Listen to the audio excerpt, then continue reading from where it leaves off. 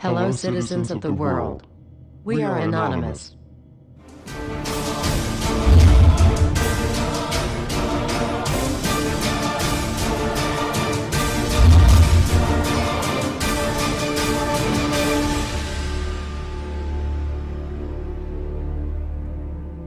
Dear brothers and sisters, now is the time to open your eyes. In a stunning move that has civil libertarians stuttering with disbelief, the U.S. Senate has just passed a bill that effectively ends the Bill of Rights in America. The National Defense Authorization Act is being called the most traitorous act ever witnessed in the Senate, and the language of the bill is cleverly designed to make you think it doesn't apply to Americans. But toward the end of the bill, it essentially says it can apply to Americans if we want it to. Bill summary and status. 112th Congress, 2011 to 2012, S. 1867. Latest title, National Defense Authorization Act 4.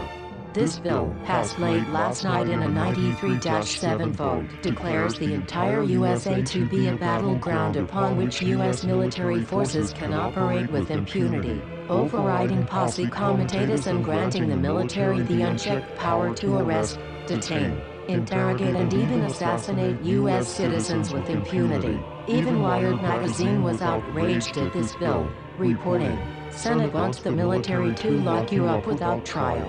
The detention mandate to use indefinite military detention in terrorism cases isn't limited to foreigners. It's confusing, because two different sections of the bill seem to contradict each other.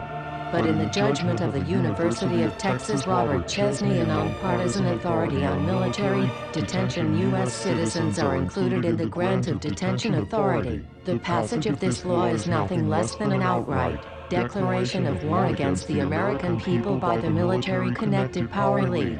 If this is signed into law, it will shred the remaining tenets of the Bill of Rights and unleash upon America a total military dictatorship, complete with secret arrests, secret prisons, unlawful interrogations, indefinite detainment without ever being charged with a crime, the torture of Americans and even the legitimate assassination of U.S. citizens right here on American soil. If you have not yet woken up to the reality of the police state we've been warning you about, I hope you realize we are fast running out of time. Once this becomes law, you have no rights whatsoever in America, no due process, no First Amendment speech rights, no right to remain silent, nothing. The U.S. Senate does not want us to speak. I suspect even now orders are being shouted into telephones and men with guns will soon be on their way. Why? Because while the truncheon may be used in lieu of conversation, words will always retain their power. Words offer the means to meaning, and for those who will listen, the enunciation of truth.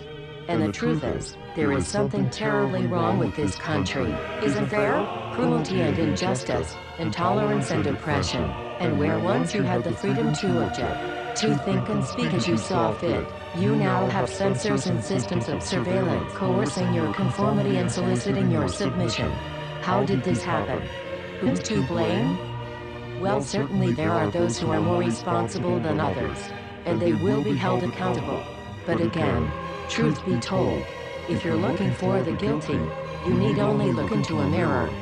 I know why you did it. I know you were afraid.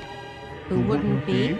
War, terror, disease. There were a myriad of problems which conspired to corrupt your reason and rob you of your common sense. Fear got the best of you, and in your panic, you turned to the now president in command, Barack Obama. He promised you order. He promised you peace. And all he demanded in return was your silent, obedient consent.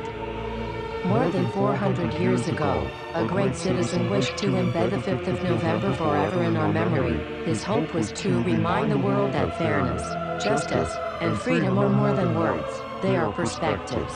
So if you've seen nothing, if the crimes of this government remain unknown to you, then I would suggest that you allow the 5th of November to pass unmarked. But if you see what I see, if you feel as I feel, and if you would seek as I seek, then I ask you to stand beside one another, 1 year from November 5th, 2011, outside the gates of every courthouse of every city demanding our rights. Together we stand against the injustice of our own government. We are anonymous. We are legion. United as one. divided by 0. We do not forgive censorship. We do not forget oppression. U.S. Senate. Expect us.